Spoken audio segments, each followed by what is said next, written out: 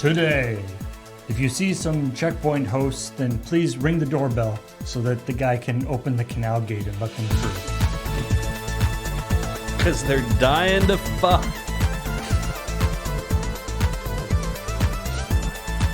When did we get a canal? Depends on how much it rains, I guess. Is this what we replaced the door to the dinosaur past with?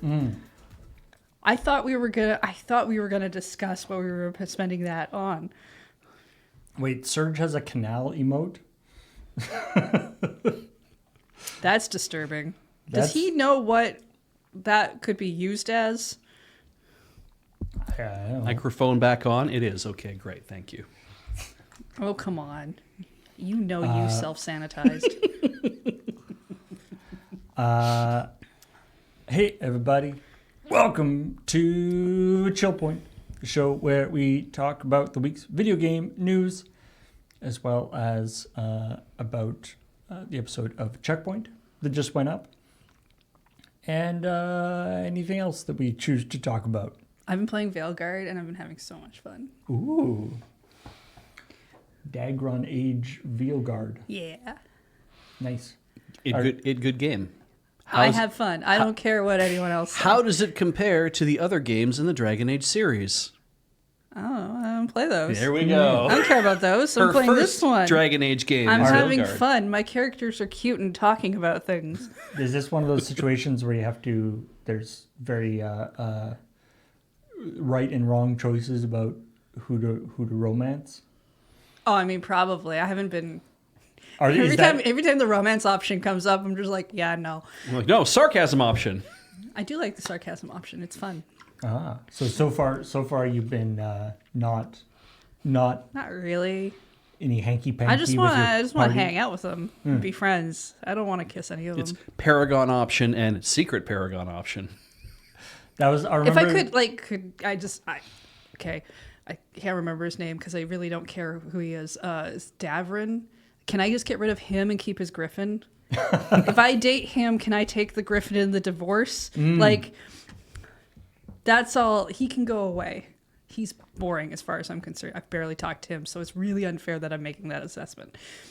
I remember there was the patch that came out for Baldur's Gate 3. Right. Because nobody was nude enough. Well, no, your party was a little bit too Amorous. Yeah, like if you gave wasn't like a friendship. Like if you gave them any kind of positive feedback whatsoever, They're like, now we kiss. Yeah, Yeah. It was Yeah. like it's like yo, we're just. This one's Just a little bit more pals. obvious, where it's like if you go to like take the romance option, there's like a big heart, so you kind of know what that's gonna lead to a little bit.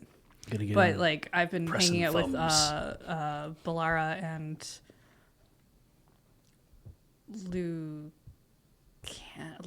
Ludonarrative Dissonance. I can't remember the crow's name now. They'll fix you. They just talk about the books that they're both reading together. Nice. And it makes me very happy. She was telling me about this as we're walking to work, that it's Lucanus, like thank you. the longer she's had them out together with her on like adventuring and stuff, that they've been in the party and they're having this conversation, the longer they're out, the more detailed and extensive, because it's like, Well, it's not super detailed, Do you have book but one? And then it's like a little while later, it's like, hey, so I was reading book 5, and then a little while later, it's like, okay, in book 8, and I'm like, Yeah. this is great. Yeah. The longer you do it, they're actually building a story together. Are you traveling through towns and things where Well, they're walking around with me, and I'm only allowed 2 people in my party, and I feel like this is probably why. Because if you had a third person, then now you have like too many conversations going on. There's somebody shut out of the conversation because I've been reading the books. But yeah, we've just been walking along, and then one day, Lucanus was just like, "So I found this book in the Onions, and I think it's yours." And she's like, "Oh, okay, yeah. I guess that's where I left it." And he's like, "Do you have book 1?" And then, and how many books are there? And now they're all caught up, and they're like, oh, when's the next book coming out? It's so cute. It's like I was playing. I want to be part of their book club that they're talking about that apparently I'm not in. Right. I was playing Marvel Midnight Suns. Yeah. Which is another game in which there's an actual book club in that. I was going to say it's another game in which a book club is like a larger part of the plot than you would expect from like a superhero card-based fighting game, like beat 'em up game. Yeah, sure, okay. But I love it because it is the things that keep it accessible. Where it's like, there's a book club in the Marvel game. It's like, they're ultimately all these people are still people, and they're like, but also there's a book club developing. It seems, or at least 2 people are loving books in Veilguard. That's like, even in a fantasy world where people are literate, they want to talk about the things they like, so they're going to talk about books. So well, yeah, because there's another character, Nev, that Belara will like. Has talked to, who's just been like, your adventures show up in like the paper and they write about them, and Nev's like, yeah, but I mean those are exaggerated and whatever. Do you know when like this part of the serial's gonna come out about your adventures? And I'm like, oh, okay, you're Indiana Jones for this person. Mm-hmm. It's really cute. Anyway, let's get going on some of the stuff that was in the episode Checkpoint.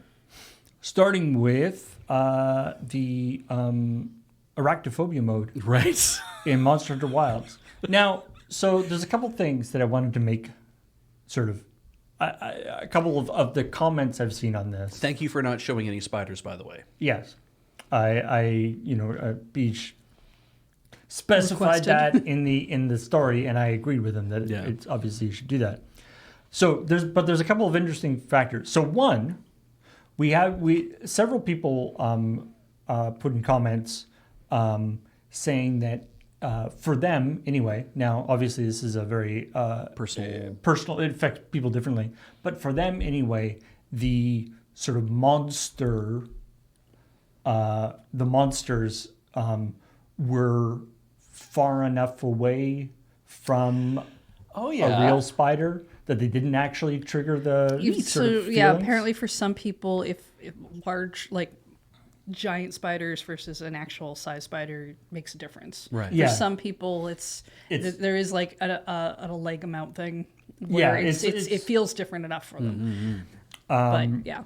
Which is and that's the whole. So the other thing that I actually find kind of annoying about this, and this comes up a lot when there are sort of these like arachnophobia modes or modes like this, is that people will be like, I don't get it. Like the blobs are as terrifying, if not more terrifying, because they're like blobs attacking. They have a weird movement. Yeah. And they're like, I find the blob scarier than the spiders. I get that. You have to but you have to understand that it's like, this is not, spiders are too scary. No. This is a specific I actually assume, because like I have a hard time watching really gory scenes on like in movies and stuff. Like I can't deal with that imagery, but I can deal with like the description of it in a book. Right. Like, and I know that's not quite the same comparative, but yeah, it's going to be like maybe the legs twitch in a certain way for some people. I would assume that anyone who has less of an issue with like spiders being gigantic is at some point it kind of makes them seem cartoony in that sense of like that's like not realistic. It's now not connected to something in the real world. Yeah, so it doesn't bother me in the certain way, that kind of. I have a friend who she's afraid of caterpillars, or is disgusted, I think more is the more accurate thing of like having that revulsion response of caterpillars, where it's the like hairier and spikier they are, the worse it is. I didn't realize you were friends with Misty. No. Pokemon? Mushy. Ooh, mushy. She really doesn't like Caterpie. Yeah. But or it was bugs specifically. But it was just like that idea of, it's bad if they're spiky and hairy. Like and it gets worse the worse that is. And I'm like, because to me it's like that's actually, I find that cuter in a way, right? When it's like when they're very, it's furry. Yeah, exactly, right. It's like moths that way that I have the squishable or squishmallow, or I think it's a squishable rosy maple moth at home, and it's a big one, and I love it, and I love the big black eyes, and I love how cute and puffy and furry they are. But if you show me like a regular ass moth that isn't like furry or anything in any way, it's just like, I don't like the weird kind of dusty whatevers. But it's like the moment you put a lot of fur on a moth, I'm like, yay. So anyway, I did want it, but because I've saw not necessarily. Mostly, this wasn't actually in response to our video. This was more in response to the original stuff talking about this mode. I just wanted to sort of put that out there that it's like I find the blobs more creepy or whatever. Yeah. It's like that's a different. It's like it's not. You are having a different response. Well, and it's like it's not that spiders are scary in the sense of like whatever a ghost or something. Yeah. Phobias have a very specific. It's like it's a it's a non. It's not a logical reaction. Yeah.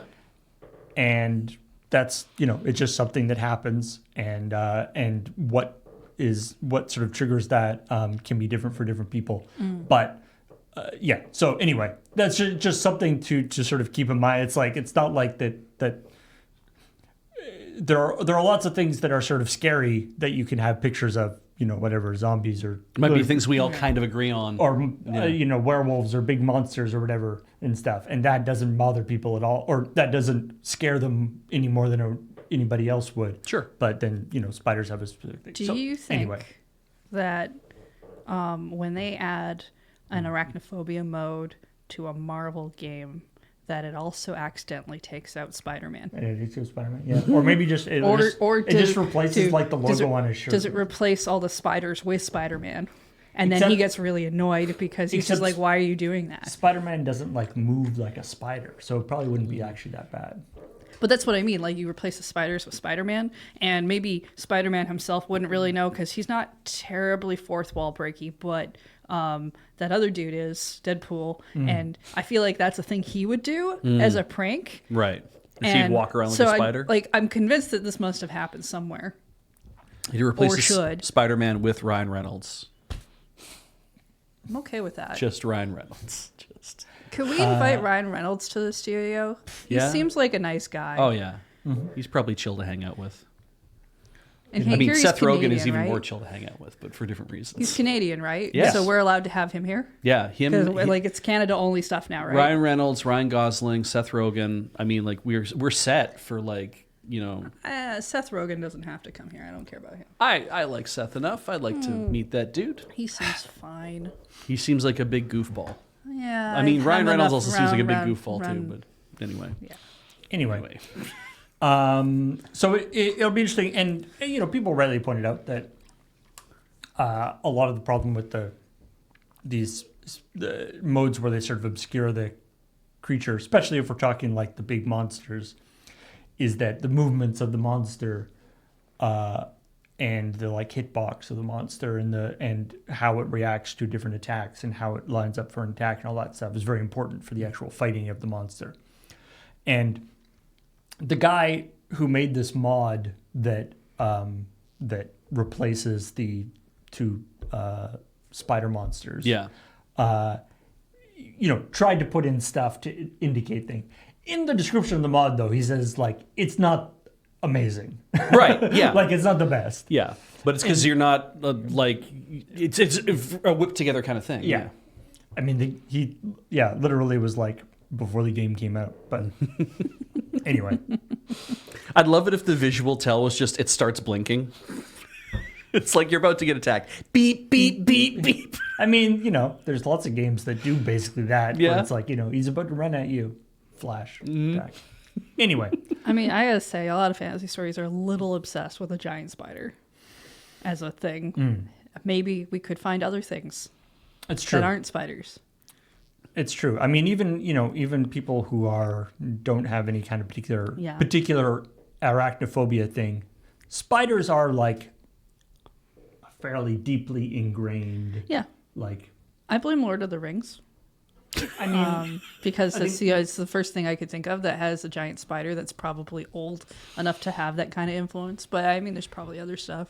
Like, I remember playing like Limbo, and the first time like those big legs come out in the shadows, and you're like, oh no! I know you mean a video game, but I was thinking of like doing Limbo, and I'm when you play Limbo and the spiders come out and hold the stick that you have to go under. Yeah. What?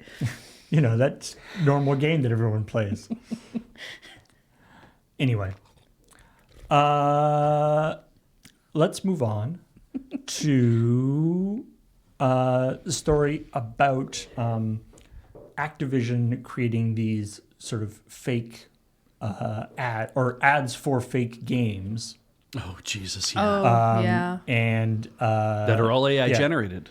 Guitar Hero Mobile, Crash Bandicoot Brawl, Call of Duty Zombie Defender. Now, this actually slightly ties back to what we were talking about last week. You know, like we don't like using AI images Yeah. on ChillPoint. In this case, there were quite a few AI generated images in the graphics for the story because I was showing the images that were AI that generated. were used for the thing. Yeah. So, I know.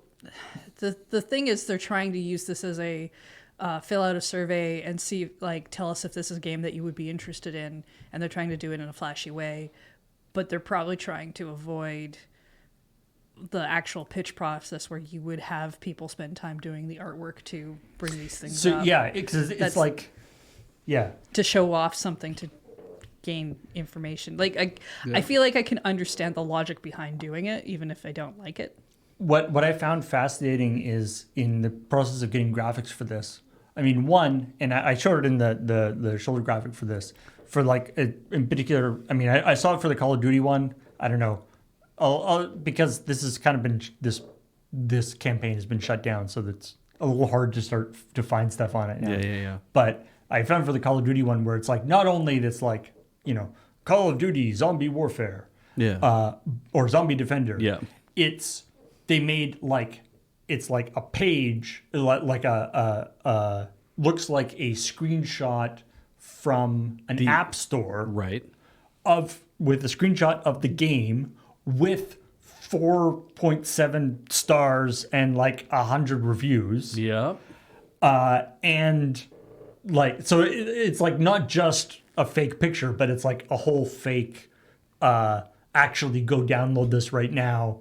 Here's the link to the App Store page, and like giving it fake reviews and everything. Yeah.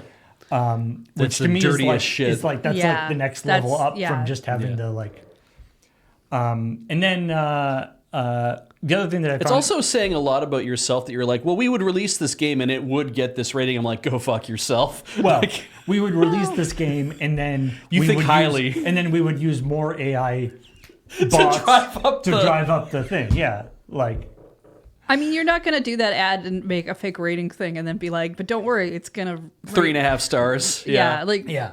like that. That's not how marketing and PR works. But the other thing that was kind of interesting is there were quite a few different ads for each of these products. Mm-hmm. Like in particular, the Crash Bandicoot one, there's about 5 or 6 different ads. Okay. All and like different aspect ratios, different things. Each and you know, because it's AI stuff, each one they look similar, but each one was sort of generated independently. Yeah. Right. And so they look sort of similar, and they all have a mostly Crash figure. Right. And they all have these like weird background figures that are not Crash Bandicoot characters that just sort of are They're there. just kind of there to fill up space. Definitely have boxes in them, though. So wait. But they're all like so like it's, you know, fits it into different aspect ratios. If we stuff. have ads for essentially fake games that are meant to be, please tell us if you'd like a game like this, and then and whatever. Given how Google AI can't tell the difference when you search anything about what's real or what's not, it probably thinks these games are real. Yeah. Yeah. And then, soon it'll be like, how many Call of Duty games are there? And it's like, well, there's this, you know, Call of Duty 1, 2, 3, 4, 5, 6, 7, and then this game, Zombie Defender. Yeah, Call of Duty Zombie It's on Defender, mobile. Is this one? which got 4.7 stars. It was quite well reviewed. Yeah. I mean, it's fine. You know what? And they're just gonna like, and then all the reviews are all AI generated, and all the people who are on Reddit talking about how good the game is are AI generated, and then it turns out that it's like actually it's just a whole community. Like, there's no real people. There's no real people involved in this whole process. It's just a secret part of Reddit that nobody gets to see, and it's just churning and boiling the goddamn oceans. I have a thing that I wonder about this though. because the three names of the games they aren't like Guitar Hero, you know, they're not like they seem realistic. Yeah. And I wonder if they were prompts dreamed up by an actual person to be like, what could we do? I'm guessing that the name of the game was probably prompt. Was probably workshopped. Like Yeah. it was probably like we need a game in this. We want a game that fits this category. Yeah. I just figured out what AI is good for. Making the most boring perpetual motion machine we've ever had. Yeah, just feeding on itself. Because I'm also thinking, technically, if you had an LLM or, you know, some sort of Mid-Journey thing or whatever, like a diffusion artwork thing, and you said, here's samples of everything from Crash Bandicoot, right? Like you basically feed it all that. And you're like, here's samples of everything from Crash Bandicoot. Now, please devise another game in the Crash Bandicoot series that is not this, but follows on certain whatevers like that, like follows on other ideas for Crash Bandicoot games we haven't made. And then the thing is like, oh, how about a fighting game called Crash Bandicoot Brawl? Like just that thing, because they're like, it might also be fed with other ideas of other game genres and stuff. And it came up with it itself and said, here is what that would look like. Because I don't know how far it has gotten into the brainstorming aspect of that, where it's, I mean, I use brainstorming loosely, right? But it's like, I don't know how far it's gotten into just, I'm hallucinating stuff that you maybe have never thought of, and these are things you could do. And then how much of that is then being fit into something like Mid-Journey or Stable Diffusion or whatever to turn into images of stuff. And yeah. I mean, like, the thing is, so, like, the reason why, like, the first one of these that I saw was Guitar Hero Mobile. And I 100% thought that was just a real I mean, thing. Yeah. that would be. Sounds like a real I thing. thought that was already a thing. They did for the DS. They did Right, the there's a World DS Tour. Guitar Hero. Yeah, they did the DS one that put a thing inside the GBA slot. Yeah. That was really cool. Yeah. And then like, and so like these are all very closely like, because you know, Guitar Hero Mobile. I mean, maybe that particular name hasn't been, but there have been mobile versions of Guitar Hero. I mean, one of the very I mean, first... that's kind of the name I would expect them to do with a Guitar Hero right I now. if they love were to that, do like, it that way. one of the very first big breakout iPhone games was literally just Guitar Hero on the iPhone. Right. But it was not called that, and it didn't have like a ton of tracks or anything, but it was like things scrolling down the screen and you tap them. Right? Tap something. Yeah. It wasn't Tap Tap Revolution, was it? No, there was a different one that we all downloaded when it first came out. This was like really early iPhone. Yeah, Yeah, I really remember early what you're iPhone. yeah, I remember that. It was something Tap. Yeah. Yeah, I think it only had the word tap in it once, but I can't remember the name of it now. Um, I mean, a lot of rhythm games on like mobile rhythm games do that style yeah. at this point. And then like Sorry, I need to hit the washroom. Crash Bandicoot has had a Smash Brothers style. Yeah, Fighting wasn't thing. that Or he was- fairly recent? He was in the like I believe Crash Bandicoot was in a sort of brawler style No, there was like a game I that thought came there out was a like while a ago, kart a little while racer. ago. There's been Crash Bandicoot Kart But- has been a thing too. But yeah, I think I remember there being some sort of brawler thing. I thought they advertised some sort of mobile game that people were unhappy about ages ago for Crash Bandicoot, but now That seems likely. I don't pay as much attention to that. And then of course Call of Duty has had a zombie mode forever. Well, yeah, I mean, most shooters end up getting a zombie mode at some point, it seems. And then although this particular one, judging from now, they did like a, you know, the full screen pictures, and then the thing that generated the like app store thing actually had like screenshots where it's like a top down zombie fighting defending game.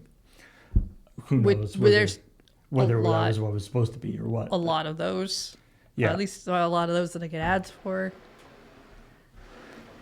Anyway, so All right, and then the other part of this, of course, was everybody becoming sad, remembering Think Geek. Oh, Oh, right. And Yeah. man, the worst part is, I was like looking up old Think Geek April Fool's things, and people reporting on them and sort of talking about how funny or how cool they are. yeah. And then all the links redirect to like, because now ThinkGeek is like totally toast. Right. And so any links to thinkgeek.com redirect to like the toys section of GameStop's Yeah, website, that would make sense. which is just depressing. It's so because and then I get thinking about like ThinkGeek and GameStop, and then I also get thinking about like, well, the whole CEO jackass being like, I hate woke, and therefore all Canadian stores are now available for sale. Yeah, It's that like, was cool. last week.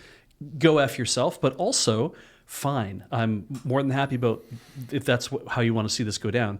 And it never occurred to me at the time, like, what would be interesting? Because what's interesting to me is like, we have a store in town, Epic Games and More, Yeah. which is very much a go in and buy your D&D stuff. They get a little arcade. In no way affiliated with Epic, the No. company, or right?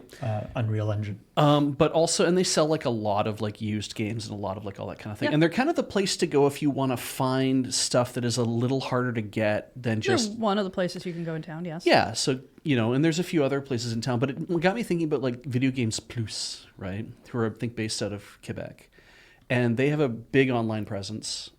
They seem to be like the place to go. They get recommended a lot as like the place to go to get, release games that wouldn't normally have come out or whatever. They have a lot of that, and it just made me think like, I wonder if GameStop Canada could not just be like, what if it went indie?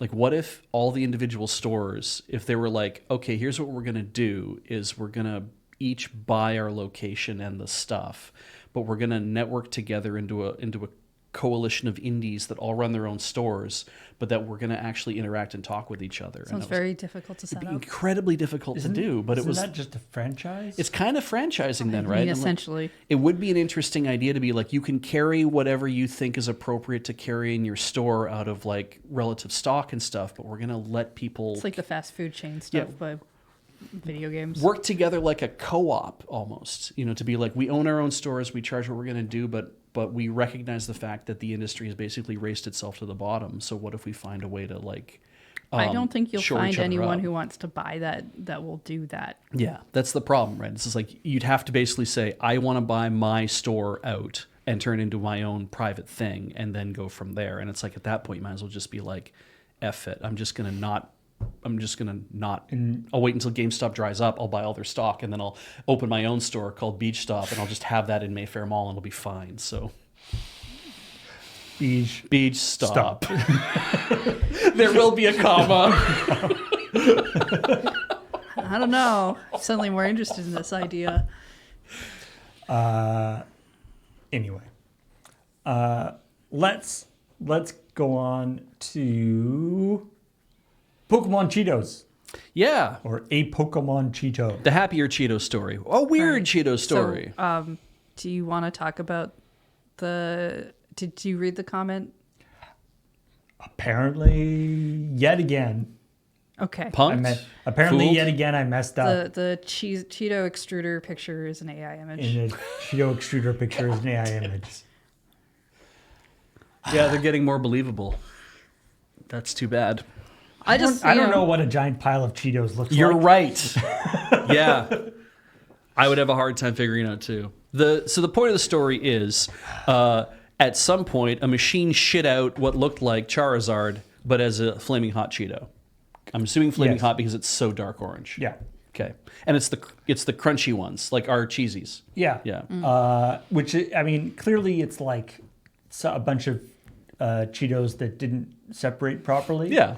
I will say, as these things go, Mm-hmm. I feel like this is a more Charizard-looking Cheeto than I was expecting. And I imagine if you like dumped a bag out into like a bowl or on your fucking floor or whatever you're doing, I don't care how you eat these things, and it came out the wrong way around, like upside down, it'd be like massive Cheeto. You pick it up by the head, you're like nice, and you'd eat it. But because it fell out of the bag the right way, somebody went, "Oh, I'm high enough to see Charizard," and then they were like, "Perfect, I'm going to make $250 off this." Well, what I love about this is they acquired retirement plan. It was acquired and preserved by First and Goal Collectibles. Yes. Sometime between 2018 and 2022. Yeah, food collectibles are real weird to me. But they basically didn't do anything with it. They put it in apparently it was sort of preserved or whatever. Yeah. Well, And and put in a Cheetos come safe. out preserved. Couldn't find a buyer. Look, And then it show was, me a Cheeto that actually rots. I don't know if that's a Yeah. thing that really actually exists. well, it might get like eaten by bugs or something. Oh, that's true. Well, the Flamin' Hot might keep them away though, right? There's that, I suppose. Or just like disintegrating to dust. Yeah, I'm not saying it doesn't need some protection, but I just don't feel like it. I think, though, it would Food. also be telling that, yeah, I think animals can tell what food is in nature, and maybe that bugs would be like, I'm not sure this is food. I don't know what this is. I but don't know. think I've it's- seen some birds eat some really dumb things. There's that, too. I mean, like, pigeons love French fries. Or not I'm just pigeons, talking about seagulls love crows, and French crows fries. are smart. But you can't find French fries in nature, so I don't know how they developed that taste. There's nothing Anyway. more fun than watching a crow try to take an entire McDonald's bag with it. Oh, yeah. Like, it's just absolute 100% greed, and it is going to find a way. Yeah, yeah. A crow with a McDonald's bag is very much like me with a McDonald's bag. Flightless? I'm going to find a way. I can't wait to eat this. A McDonald's bag the size of your body. I'm going to find food in here somewhere. Anyway, so yeah, they got this thing, but then basically forgot about it. And then at some point they were cleaning out their safe and they're like, hey, maybe somebody would want this. Got resold a couple times, and then got auctioned. And clearly they were whoever just sold it was missing the bet. Because the auction started at $250 and ended up at $75,000 or $72,000. Yeah. Tack on $15,000 of handling fee or whatever it is, auction fee. Getting us just under, in fact, 88 grand. Yeah, 88 grand for exceptionally Charizard looking Cheeto. Now, I remember we reported it probably a year or two ago now that the like super foily shiny Charizard first edition went for like $1 million or something ridiculous. That's true. So Charizard in particular, I mean, This is the first Charizard that ever sold for $88,000 Yeah, that's see, covered in fucking this- Cheeto dust. Yeah, this one's not playable.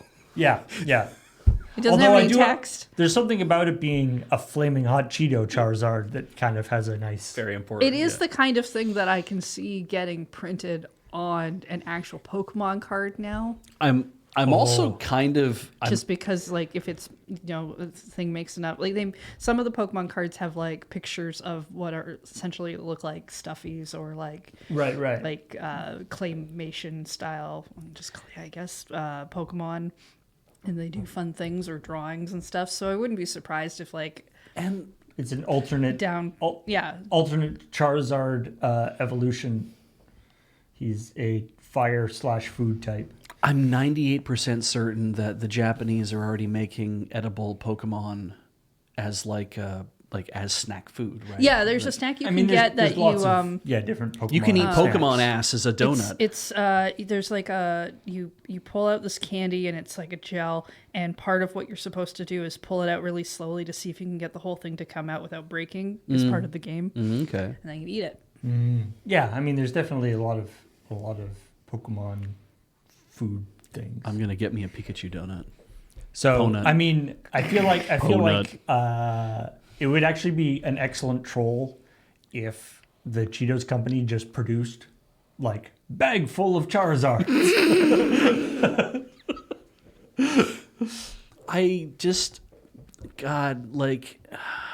I had something more for this, but I think I've rung my bit. So thank you, Nelson, for writing that story.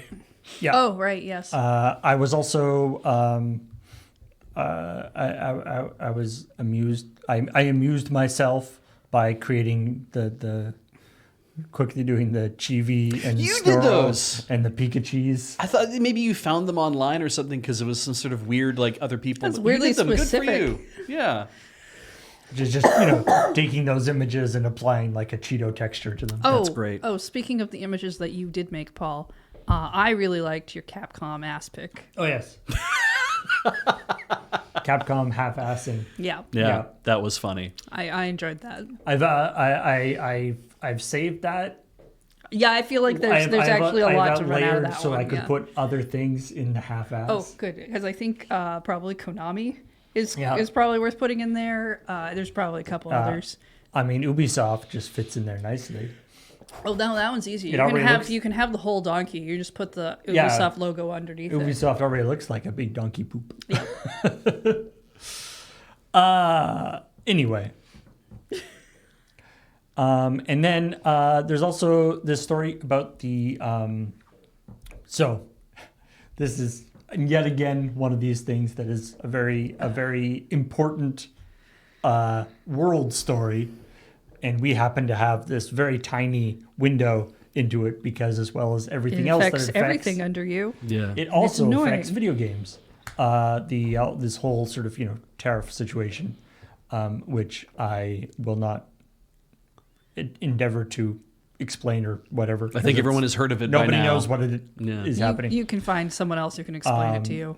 But the one of the implications of it that maybe would not have been that clear is that in current year, the majority of or Mexico is the place where they produce the majority of physical versions, physical discs. That is where a lot of the big pressing plants are. Neat. Okay. Especially the ones that are going to North America, Makes sense. because previously, We had Kuzma. previously you would want to, because the idea, if you produce it in China or whatever, there's import stuff. So the idea was, as long as you're doing it in North America, it was a good place to do it, and it was cheaper to do it in Mexico. So this was pointed out that not only the increased price, but also the sort of larger just unknown aspect of it, especially when we're talking indie games. Physical versions of indie games are a bit of a tricky thing anyway, right? Usually you're coming out after the game has already been out for a while. Generally, yeah, they get their physical versions later when they know that their game's sold.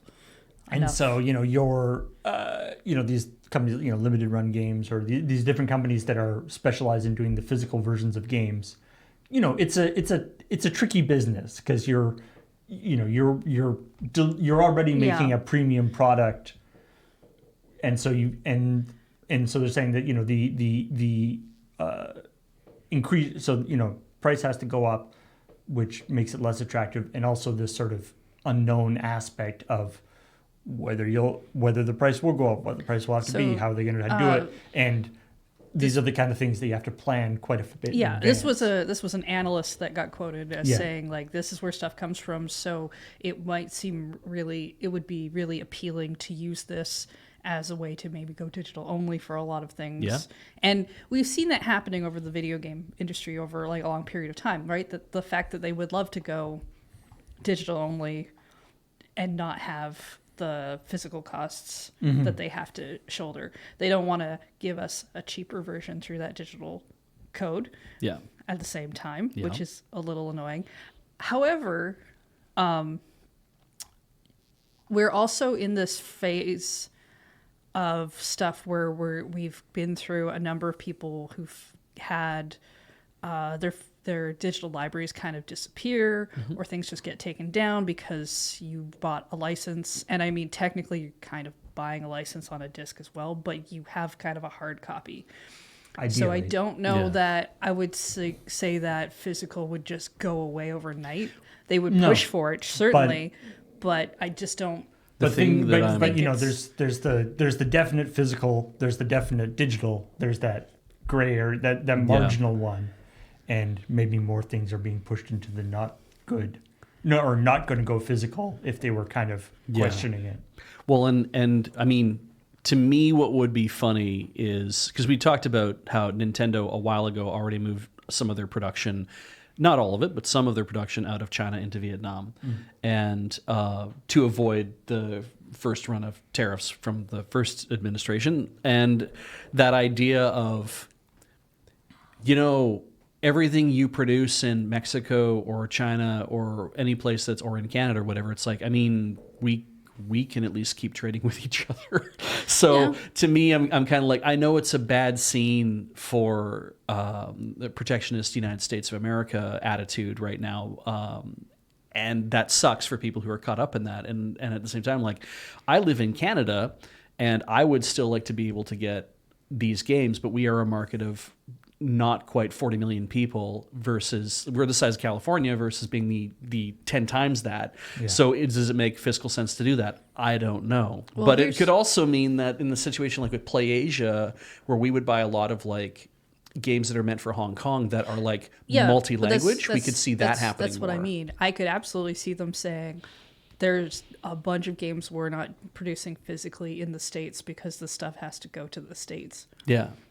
Japan obviously doesn't have that issue. Yeah. Other places don't necessarily have that issue. Yeah, and if you live in a market that is like, well, you're second to our interests because you're not Japan, let's say. So you're second to our interests. It's like, so we're going to put English and Spanish and French and whatever all on these other things. Yeah. Hey, congratulations, everybody who lives in those parts of the, like everybody who lives in Canada.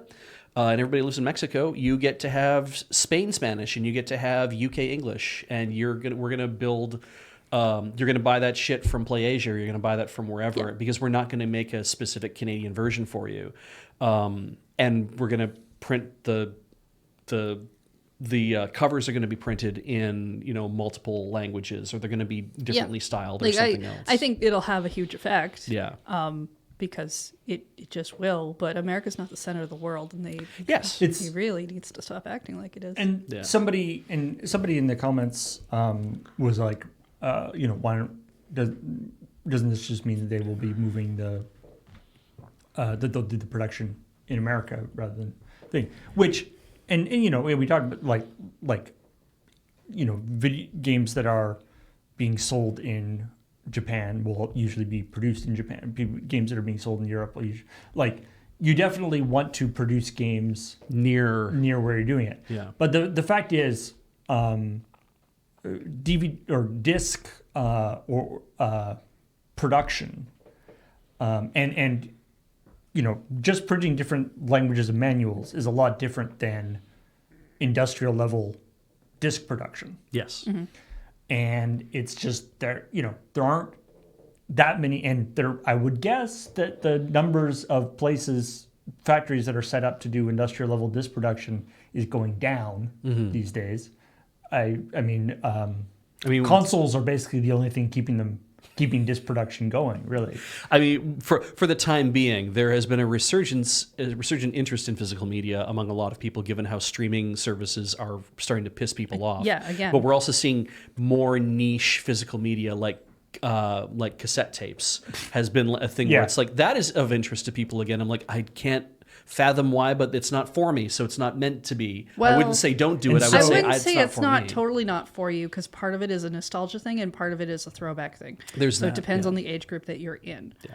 But I like my CDs better than I like those. But anyway, that's not important. But the point being that printing different language cases and manuals and stuff is a lot different than actually producing the actual discs. Yes. And moving production of that to a different country and getting that all up and running is not an insignificant, it is a huge expense. Both time and cost investment. Yeah. And it is.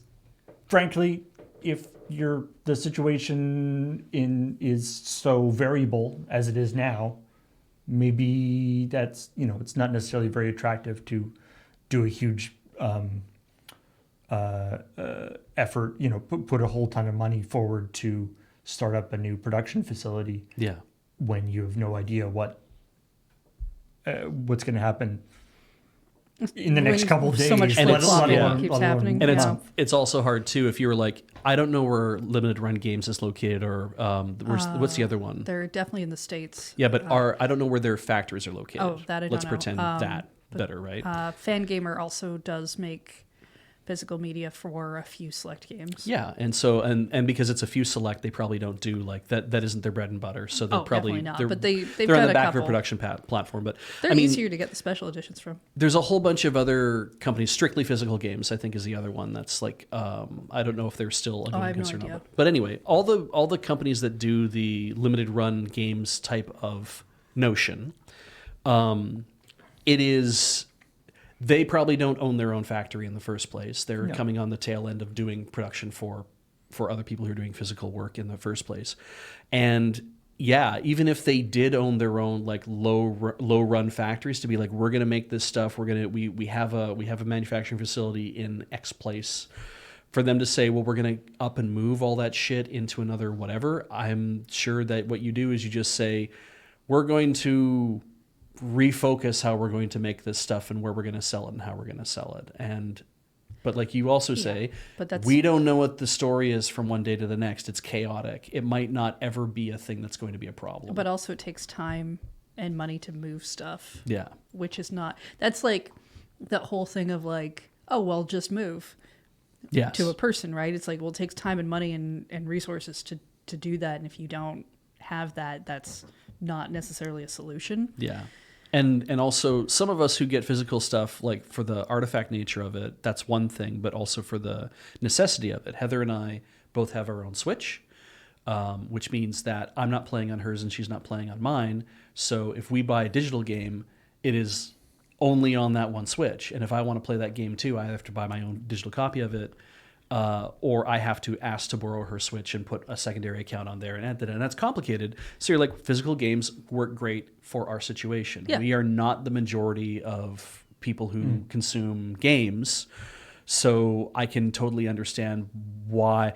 I always have this kind of thing of like, I feel like this is slowly going away and we're not going to be able to help it much.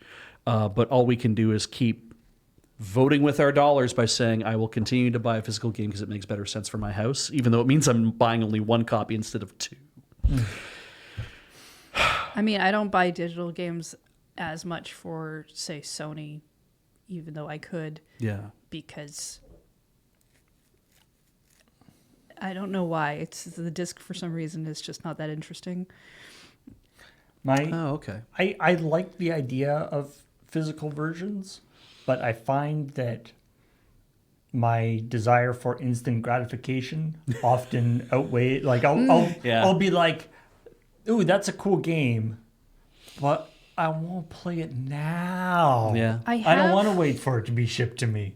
I have And if bought, I put the money in now, I can play it now. Sure. I have bought a physical version first, and then if it goes on sale digitally really cheap, sometimes I still just buy the digital version for convenience. Or where a lot of indie games are concerned, I buy the game, and if I really like the game, I end up buying a physical copy later when they bring out their physical copies. Because there'll be like all fun, sorts of fancy stuff with the physical copy usually. I need a trophy for my shelf. I mean, shit. I played Saints Row 4. I played Saints Row 4 on the Switch because they dropped the digital price to $2.50. Right. And I'm like, I'd be a fool not to do this. I mean, I really wanted to play the game at some point. And then after I played my way through it, and I was like, I should probably play Saints Row the Third at some point. And I found that was like $20 used on the market. And then I was like, wait, but also so is Saints Row 4 Reelected. So why don't I just buy them both for $20 each? And then I can have them both on my shelf as physical copies. And that's kind of nice. And yeah, there is a number of times where you can find a physical copy. Yeah, again, it's not going to be a day one thing either way. But there are times you can find a physical copy just cheaper. Yeah. Sometimes because the game's just not selling well. Sometimes because the store's just trying to get rid of old stock. Or I don't know, in the one case, and this won't apply anymore, but when like a lot of rental stores were just dying and going away. Right. You right. could get a lot of cheap games that way. Blockbuster would buy like 50 copies of a game, and then by the, when it was The Yeah. worst for me though is Wonder Boy 3: The Dragon's Trap. I got a digital copy of that on the Switch. I played through that. I loved it. I had my whole save file 100% finished, like that kind of idea. And I was like, I was in GameStop and found a copy on the shelf, and I'm like, I'm gonna buy that because it's super cheap. So I bought it. I brought it home. I plugged it in just to ensure that it was going to work. It was the Korean version, which was also has English as an option. Like it's a multilingual version, and it's the Korean. but the save file doesn't. The save file does not work. Ha, heck yeah. So Miss Lady Mix. And Yes. I also had to Then you reprint. get to play it again. Well, and then I also get to print the cover that's from Korea and put it in instead and be like, ooh, that looks different. Buying books to read, and then you buy a physical copy for your shelf later. Yeah, absolutely. What? And then finally, the story about you can watch the canal near what It's in Utrecht. It's the Obdegracht Canal. Yeah. I definitely screwed up that because I said Odregacht instead of Odegracht. Odegracht. Odegracht. Udegracht Hood Canal. You can watch it, and if you see fish, you can hit a doorbell, and that will notify the guy to open the canal. Have any of you tuned in? No. I have a little bit. I watched it for 30 seconds once. We can watch it right now. Maybe while we're talking about this, we can maybe we'll see a fish. Now- Whoa, was that a fish? No, that was just a bubble. Jesus. Every time That was the mouse. Every time I've seen it, Yeah. Yeah, this looks like every time I've seen it, it's nighttime in, Right. Yep. in the Netherlands. So And they only it's come- always it's so I didn't actually even realize it was a color camera until Oh. I saw screenshots of it during the day. I tuned in last night quite late, which means it was 6:30 a.m. and thought that perhaps I would see something go by. But I tuned in for about 30 seconds and I was like, it is just going to be this So for a long if period you of ring time. the doorbell, does the camera switch so you can see them open the canal, or do you just look at this? No, presumably you would see the fish like go off because they got let in. So we didn't explain the Yeah. actual function, like how this actually So works. you know, this is largely, this is largely a marketing thing, right? Obviously, what actually happens here? Because if you think about this for like 30 seconds, it's like, oh, okay, this wouldn't act. You wouldn't actually want to have just a button that affects a piece of industrial infrastructure that anybody on the internet can. Oh yeah, do. miserable. Yeah, yeah. Especially There are Dutch dikes and gates. You would not want to give that up to the internet to look There are after. currently 1,500 people watching this. So what happens is, you can push this button, and when you push the button, it sends a message to the controller of the system. Right. But I'm gonna assume it's not like a ring on his phone or anything. It's No, probably just probably like, just like a bloop. at a console. Yeah. It's a giant screaming alarm every time you push the button. And Or plays La Cucaracha. and the actual thing takes like a while to open. It's a process to open it. Sure, yeah. It's not like fish, chunk, chunk, fish, chunk, chunk. It's a It's a mechanical gate. You have to. So what basically is happening is the guy is waiting until there are a bunch of fish waiting to get through, and then opening and letting them in. Yeah. Wait, can you only go through if there's enough people in your fish group with you? Yeah, you need the whole school needs to Yeah. go together.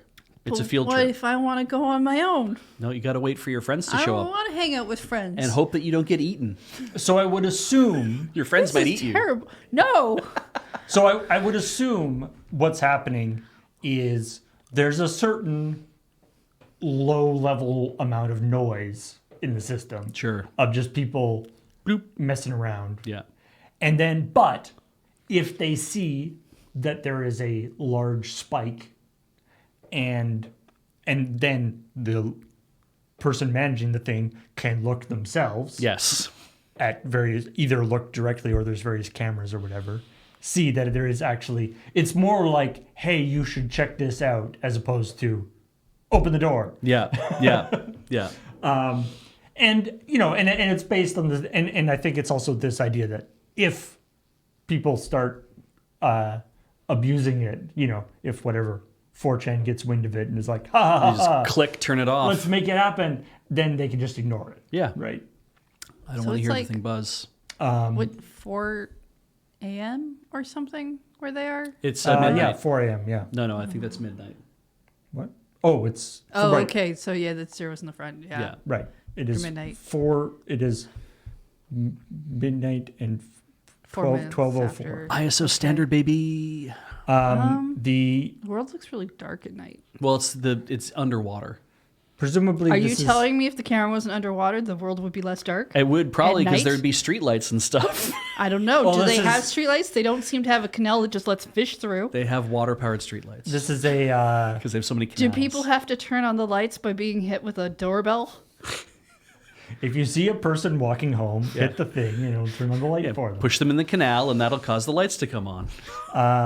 The Don't push anyone So- into Dutch canals. this is obviously this is intended. This is like a night vision thing, so that's why it's black and white. I assume. Yeah.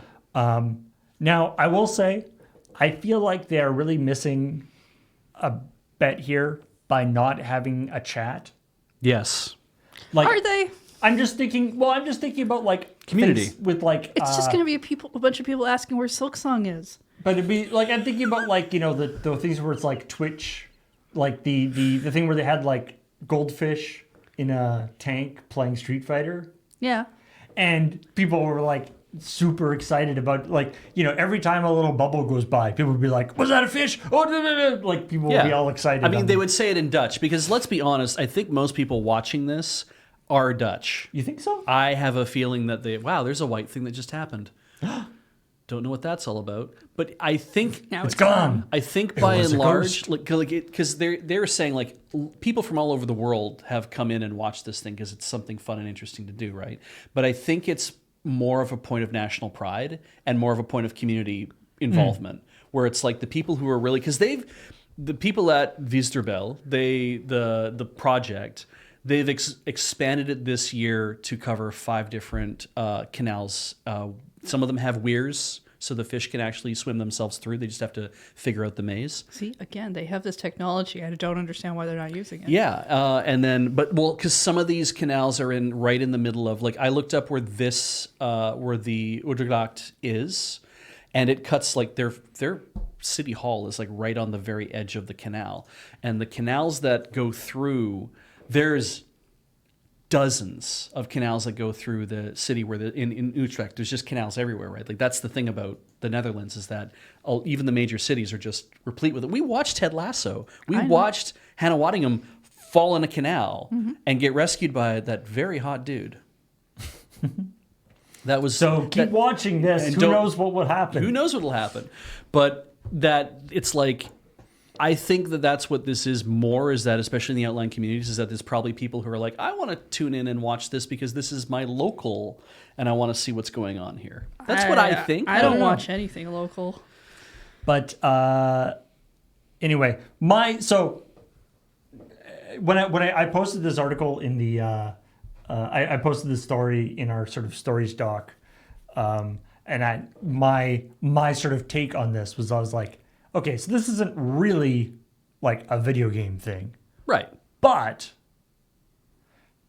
you know, It is adjacent. and it's like a thing. So it's like watching a thing, hitting a button when when fish come along, deciding, you know, it's like you have to decide whether to let a fish in or not let a fish in, stop the things that aren't fish from going through the thing. Like, I feel like you're already, you know, 3/4 of the way to a solid indie game with those kind of gameplay mechanics. Yeah. That's like a Dave the Diver section, like, Yes. right there. Like I was like, if somebody took this and added in points. Yeah, right? yeah. And it had a leaderboards and stuff where it's like, if you, because they have the whole, have you spotted It's this like fish? Papers, please, but fish. Yeah, and so what if when you see the fish swim by and you're like, oh shit, and you hit the doorbell and they give you 15 seconds or whatever from hitting the doorbell to be able to go find the fish, and then you smack the fish, and then what happens is that, well, Yeah, if you a can lot see- of other people also smack the same fish as you, Down then here, you there's guys, like a little checklist. yeah, you guys would all get like a reward. You get points for doing it, and the first person who does gets like 100 more than you do, but you all get 500 points or whatever. And it's like that could be a way to build kind of a game around it. And I mean, the downside would be if everyone just gamed it by being like, just smack the first fish. Who gives a shit, right? But it would be interesting to see if there's a way you could do it to gamify it a little bit more. So I will say is this, I will say I personally have never seen any fish on, but then again, I'm always watching it at night. Also, according to the site, April is actually like peak spawning season. They just opened it at the beginning of March, but that's sort of they're still sort of early, right? And yes, as some people mentioned, we're reporting on it this year because just happened to come up as a thing, but this is not the first year that they've done this. They've done this in previous years. Obviously, it's gotten sort of more sophisticated every year, though.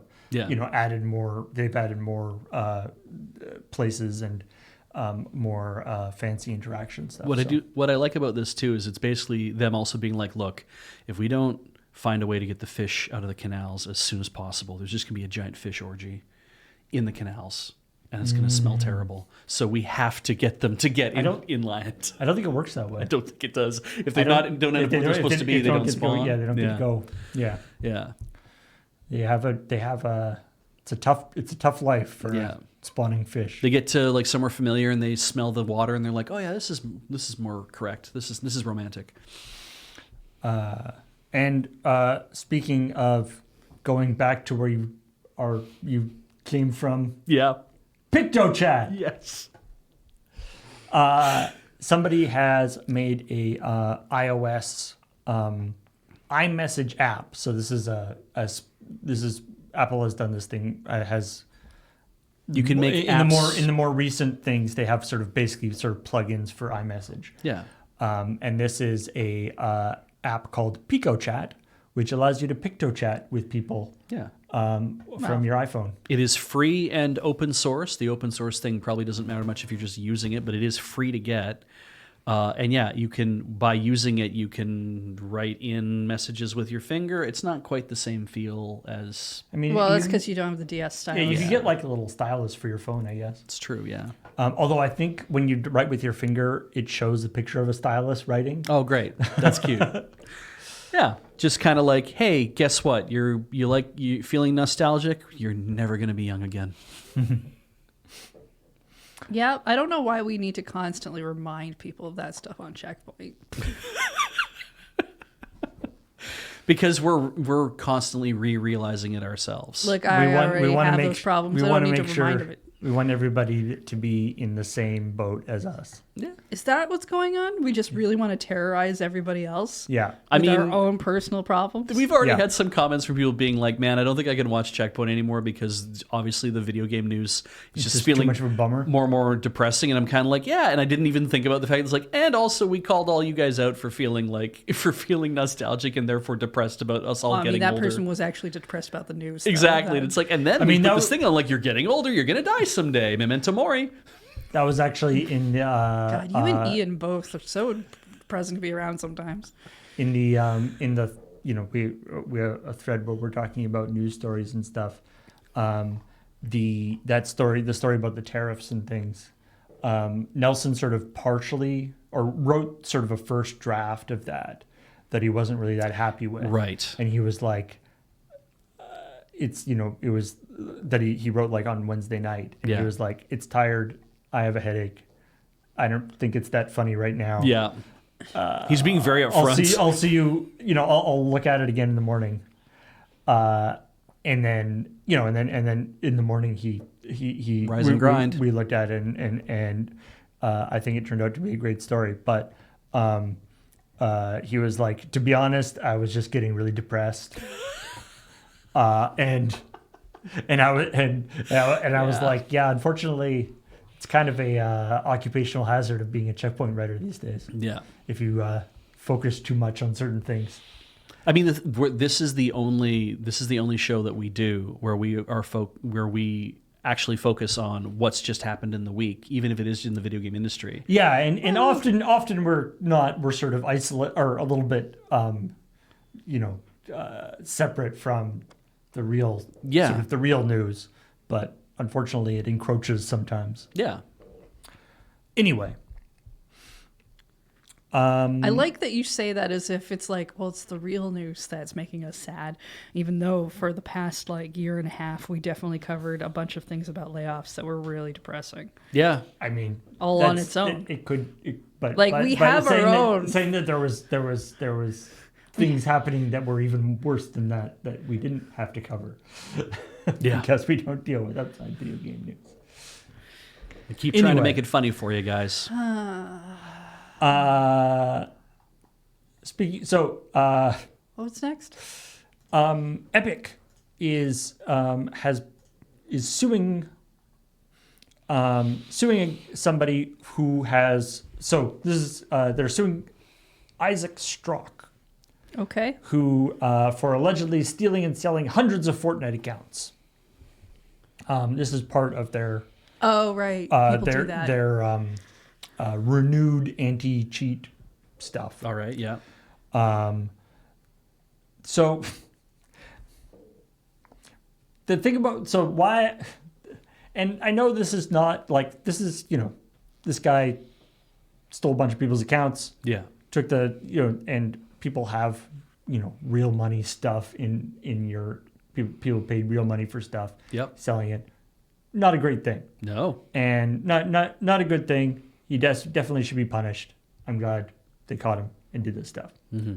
But I still find it strange and kind of funny to see a large company like Epic, and being like in the suing a guy, and in the court filing, it's like June 16th, 2023, Stock contacted Epic's player support team, asked them if they could change the email on my account when he was actually referring to another player's account. What would possess a person to come up with this strange idea?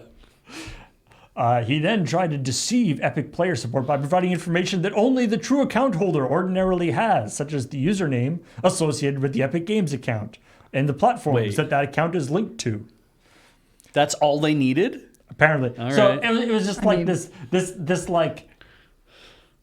I mean, maybe you guys, it's like, yeah, this guy did some bad stuff and got access to this thing. But also, maybe this is an indication that your customer support team, that your customer service protections need to be updated as well. Yeah. I don't know. I used to hang out on some forums not that long ago that I stopped hanging out on because gaming stuff got depressing. But one of the things I would often see people write would be like, oh, so-and-so says that they can sell me their whatever account, their Sony account or their this account which has all these games on it, and but I don't know if this is like a good deal or whatever. And almost every response was like, don't, because technically you can't buy an account, which means if they contact customer service, they can just get it back and take the password away. And so like the idea that someone's like, I changed the email and they did whatever. And like, yeah. And at what point did the person who actually owns that account come back and get it back? Mm-hmm. I mean, I'm sure it's a difficult process and was really annoying, but or at that point they've already gotten rid of all the stuff on the account. Oh, or yeah. Whatever. Yeah. Yeah.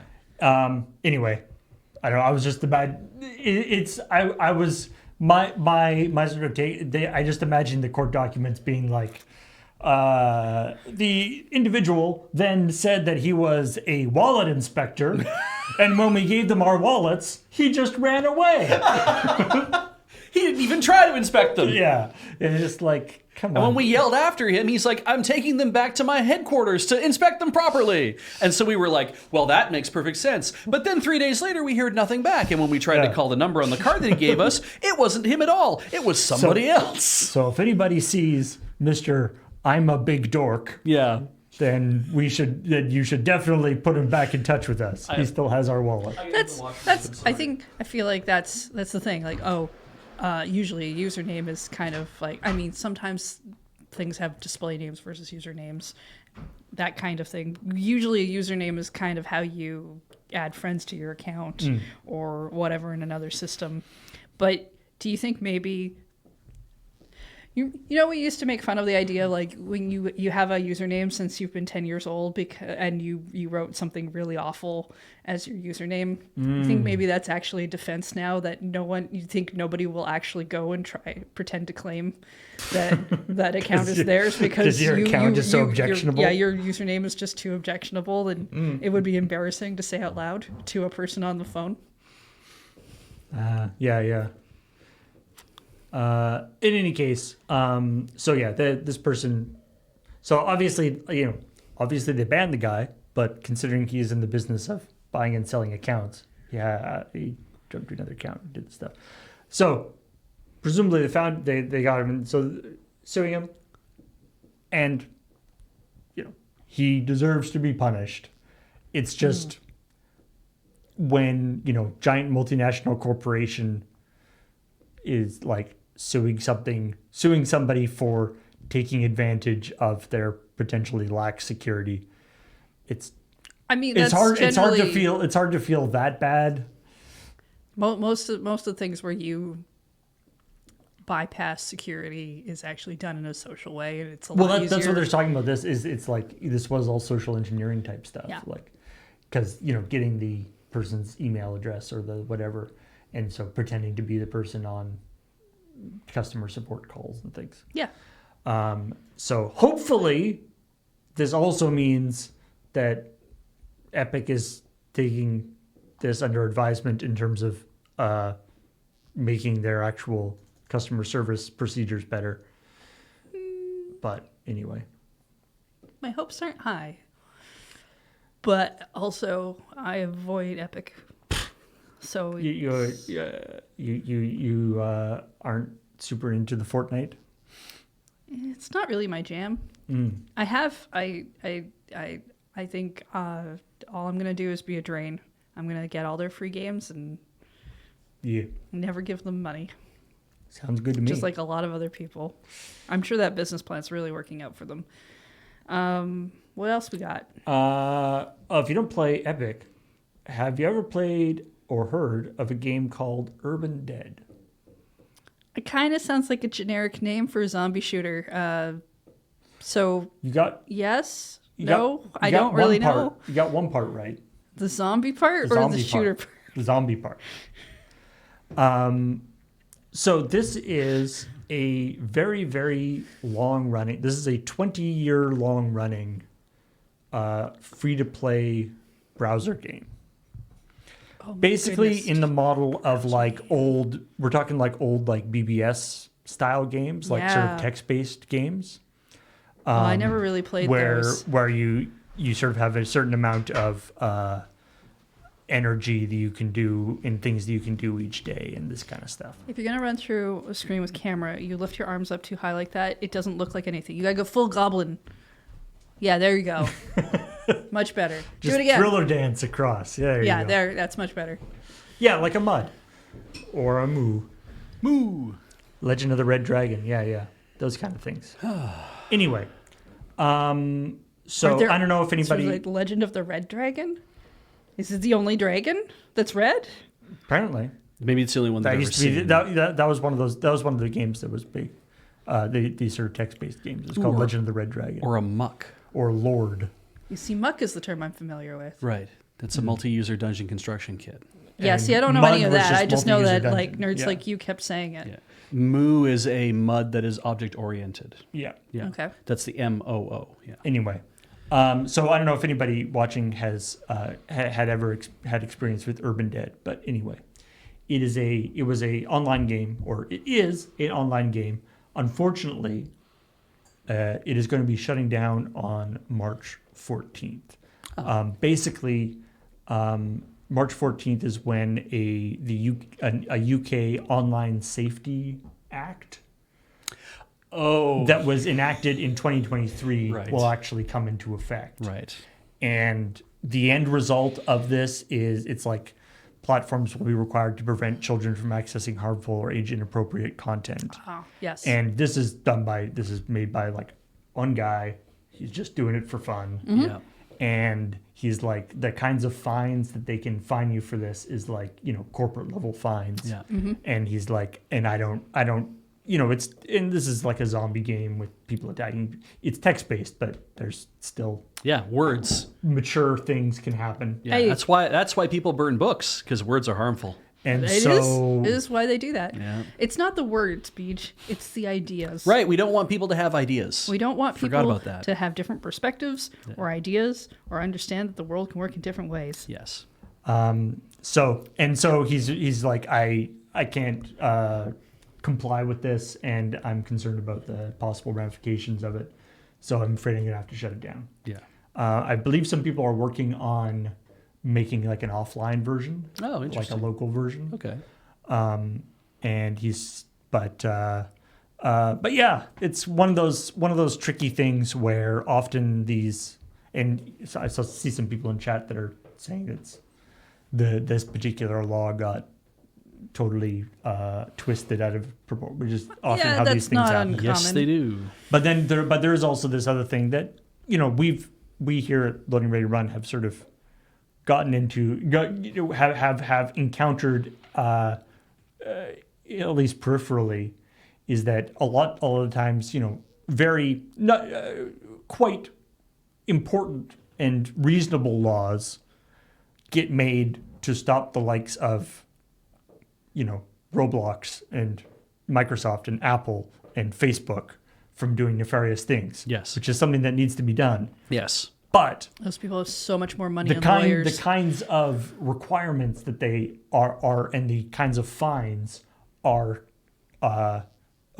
geared towards those kinds of companies. Yeah. And sometimes they don't take into account that the net also catches little places. And to take it a step further, though, is also depending on who's holding the enforcement reins, the big companies never get taken to task, but anyone who is running afoul of the law that the people who hold the enforcement reins are mad about, Right. they will focus their attentions there instead. And that's sort of like, well, technically you're not allowed to do that, but they'll never enforce it. Yeah. And that's always a really dangerous place to be. Absolutely, yeah.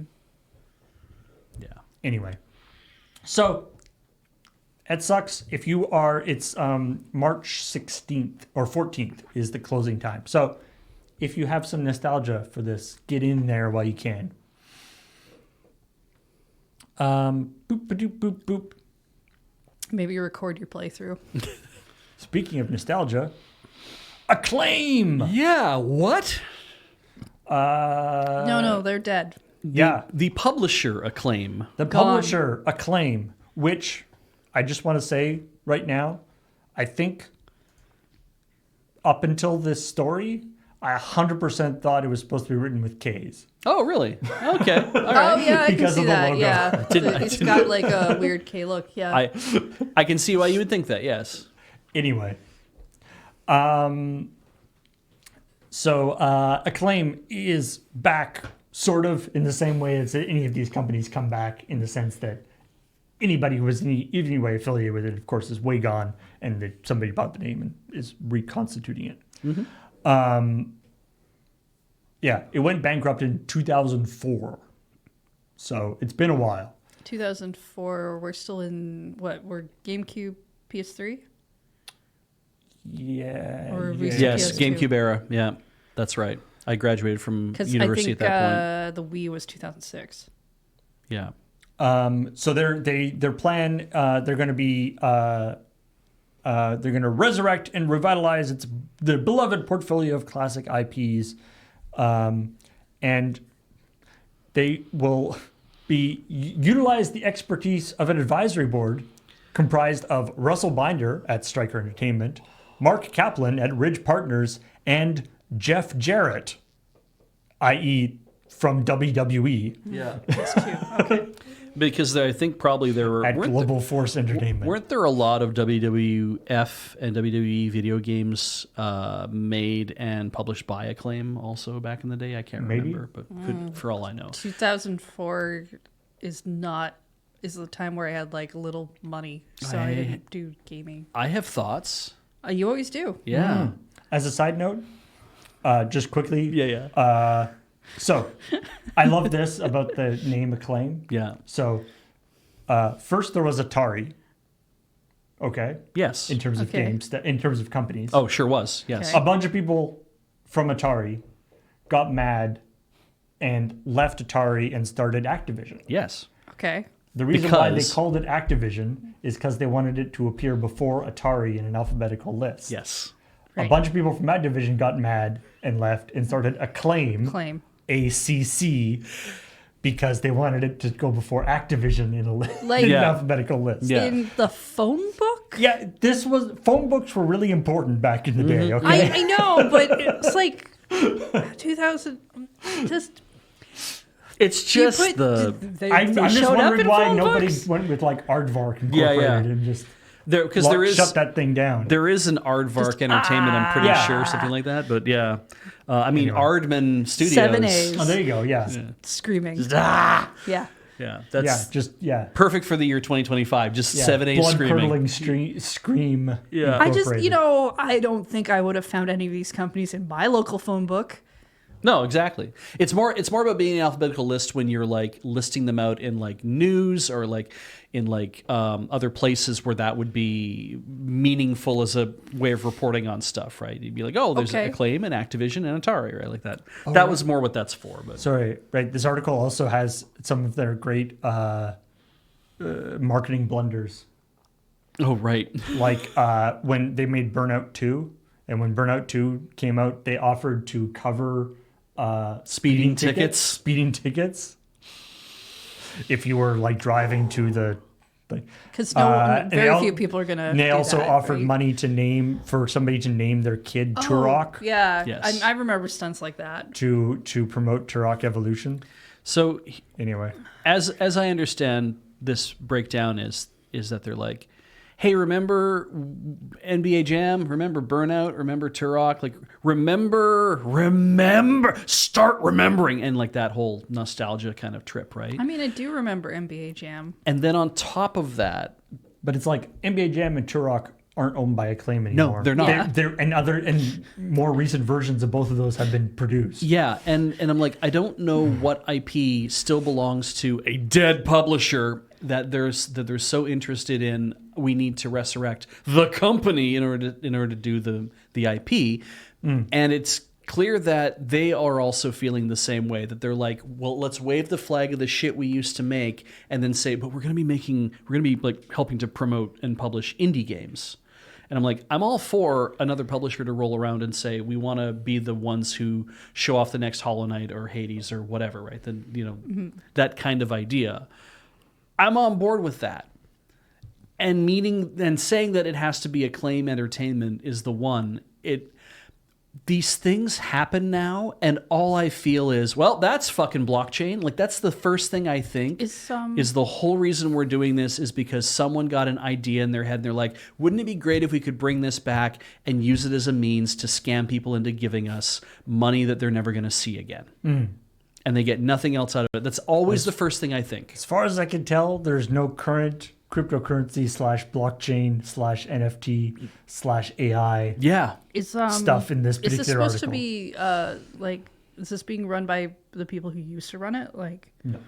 Okay, because like, whenever I hear stuff like this, it's two things. It's the brand name seems to have that much power because of nostalgia, or it just like it's a coming back thing or whatever. Yeah. Or what you sometimes see with smaller groups that don't seem to make a lick of sense is there were people who used to run that group who Right. want to take it back because they have nostalgia for having that thing and they want Right. to see it could be Yeah. good again. And then- And they They were part of it. That's for them to try to do a thing with, as opposed to selling that to somebody else. And there's nothing wrong with that impetus, I think, that kind of like that drive to want to do that, where you're like, there was something that we used to own, that we used to make, that we used to be a part of, and to say that it's like, well, now we have that back, and now we can be a part of that thing again, and we can put that out there for people to see as well, to be like, it is us and we are back, like unskippable. So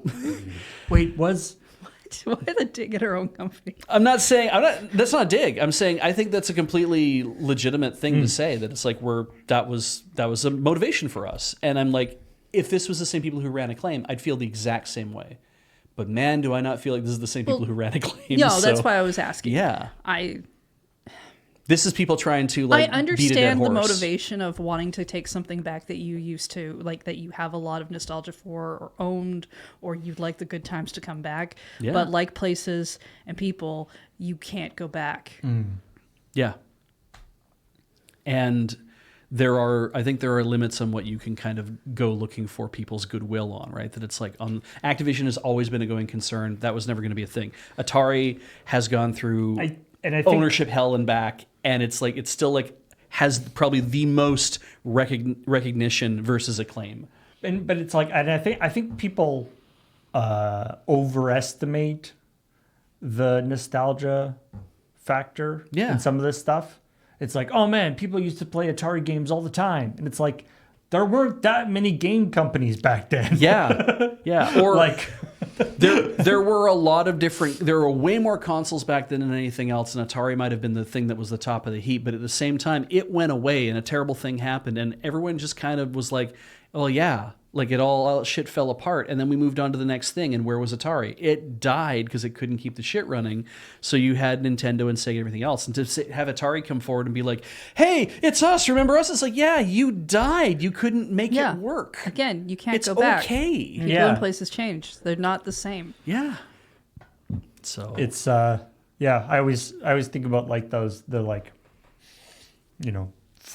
Fuller House and all those like nostalgia sitcoms. Yeah. And they're like, everyone, tons of people used to watch that show.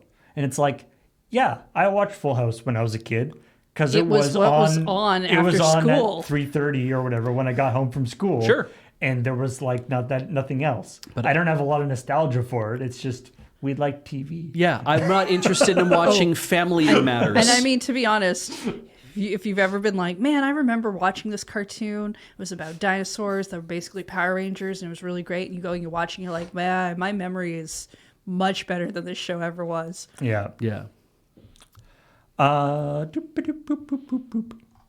They're Step by step by step by step.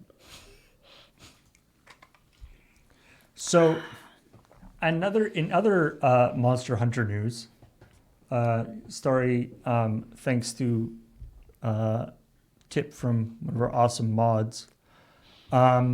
So there's a oh right, you were showing us before the show, and I kind of blacked it out. There's a special so there's an armor set for your little, because you have like a little cat companion. Palicos. Yeah. There's a special and you can get outfits for them. You get like one would assume. You get like two of them, don't you? Like they run around. I think you can have up to two. And yes. they like attack things and they help you. I played like a demo once.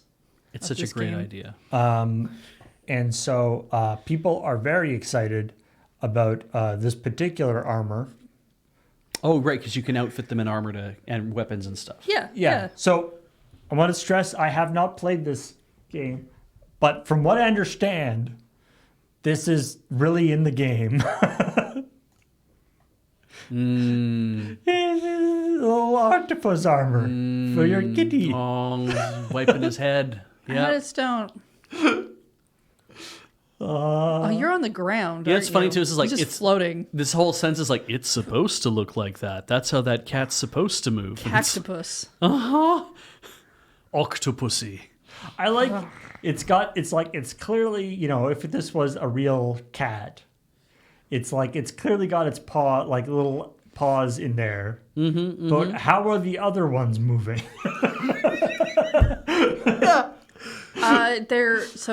Oh no, I've seen cosplayers do this. What you do is you attach everything kind of with with the little string or something? Yeah. So when you're moving these also kind of move, and it gives you a more lifelike impression. For your 8-legged cat. How does it take out its weapon and fight? Like, we don't know yet. Does it get up on its back tentacles? I think we might. Yeah, I don't know if there's more videos of it. Definitely not. Okay, well, I think maybe you ask Adam. Christ, I feel like if you putting a bipedal cat inside of a thing that means it has to walk around on all fours is like putting me in as a bipedal cat inside of an octopus costume and have me walk around on all fours. I feel like that would be terrible. You just said the same thing twice. Be bad for my back. Nobody is forcing you. Palicos don't fight. Are they like the They're just like picadors? I think I nailed it. It's not Matador, because that's the guy who has his cape. Picadors are the ones who poke the damn bull. I'm still stuck on your metaphor was just you replace the cat with you, but everything else is the same. Are you having an okay day? Have you had enough sleep? I'm doing real good so far. Get me in a fish costume. No, we said no to that. It's a tarp budget, not a carp budget, Beach. Right, yes. Actually, I will say, by the way, for that, back to the, the fish costume? The fish story. Yeah. Beach spec'd that in fact, let me, wait. He spec'd a particular fish costume. Which I thought was awful. But then said, or indeed any fish costume on an adult that you deem sufficiently risible. Excellent wording. Thank you. And I looked around. I liked the one that you spec'd. Although I went and got like the rear shot of it, so you could really see the thing. My favorite was there was one other one. One other fish costume that was like the fish costume that we ended up using was it was this one. Yep. So it's like fish. 3 years of drama school. Horizontally. I saw one there. This fish was like vertical, so like the person was like coming out. I would assume much more of a vertical outfit. But the picture of the guy, he was just like, the guy was just like standing there like. Just dour? Yeah, it was just like, I used to have a career. Yeah. Now I'm posing in a fish costume. There was an anime where the girl had basically a fish outfit on. It like kind of like a hoodie cape thing. And it was like she would eat off of it. And then once it got fully eaten, it would just regrow and it seemed to be alive. It was a really weird show. I can't remember the name. I am doing my damnedest to remember what this is. Quickly chat. This would have been like. What show was this? I would have seen this in the early 2000s. Oh, really? Yeah, this is really old. There can't be that many shows that have. Especially from that era. Yeah. London Drugs had a lot of anime for sale at the time. Oh, it's the like weird, really strange. You got this off of a DVD. Yeah. That came from London Drugs during because during that period of time where I just bought DVD anime and was like, I'm sure this is fine. All anime is basically the same. It's like a pink thing too. Yeah. Okay. Well, I'll ruminate on that while we close the show, I guess. I don't know. I guess we should probably wrap up. Yes. Anything fun going on? This isn't necessarily like a big thing of news, but a PS3 system update just came out. I wanted to turn this into the coming up, and I was having a hard time making it mean anything. But yeah, does it have stability improvements? It does. Literally, that is why they released it for increased system that's generally the joke for every Nintendo update. Like, I don't know where else you go. Yeah. The system software update improves system performance. It's like there were system performance. It's like there were system performance improvements that you've been sitting on for 10 years. Mm-hmm. Yeah.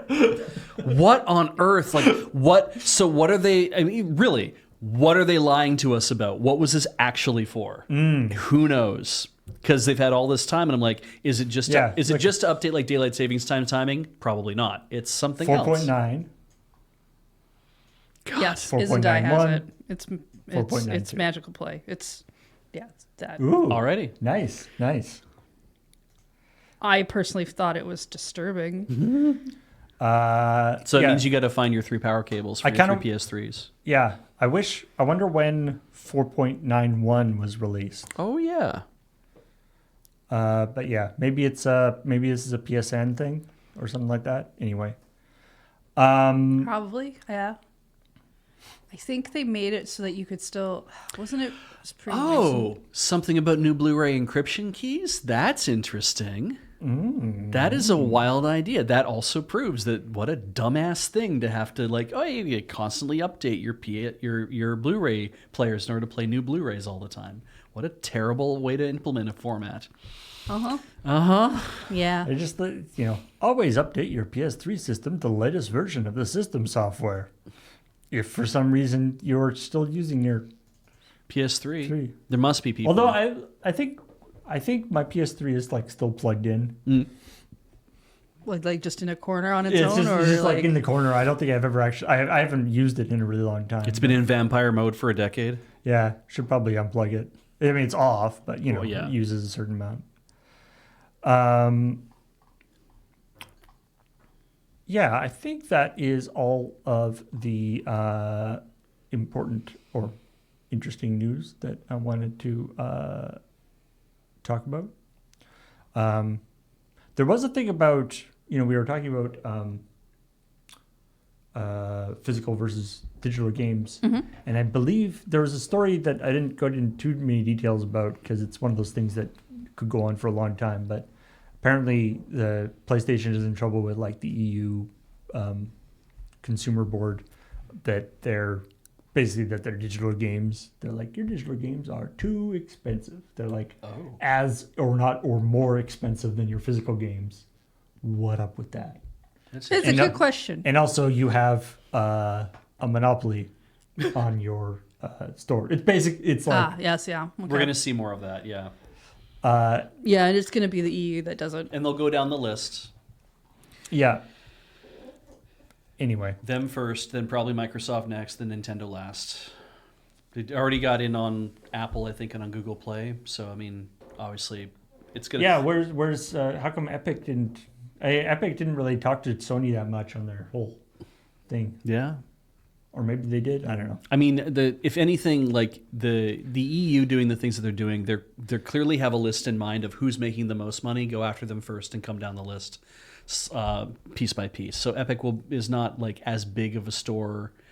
I don't know if they'll go after Valve and Steam for any reason. Who knows? But they probably they would be on the list too. Well, yeah, I don't know. So anyway, yeah. Yes, let us do it there. And thank you all for joining us for this Chill Point. If you haven't seen the episode of Checkpoint that we were talking about at the beginning of the show, you should do that because it was very funny. Again, thanks to Nelson for running a couple of stories. And of course, Graham and Kathleen and Beej for also doing the stories. But yeah, it is on our YouTube channel, youtube.com/LRRVG, video game channel, which you can also support us by becoming a member of that channel, and you will get your name in at the end of the credits for Checkpoint, or at the end of the episode. Near the end of the episode. Near the end. I started putting little clippy things after. Right. Sometimes there's a little thing afterwards. Sometimes, if I can find one that's small enough, I don't. If I make it too long, it feels awkward. And then, and of course, you can support us on Patreon, patreon.com/loadingreadyrun, or you know what? Just follow the channel. Yeah. Subscribe if you're on YouTube, or follow if you're on Twitch. And we always just appreciate you coming by. Tell all your friends. Tell a whole bunch. If you don't have friends, go outside, take a piece of chalk, write loadingreadyrun.com on the sidewalk. So they'll know who to sue. But not somewhere where you're like defacing property, probably. Yeah. Sure. Yeah. If you're going to deface property, write more important things like eat the rich. But anyway, thanks for joining us, and we will talk to all y'all later. Bye.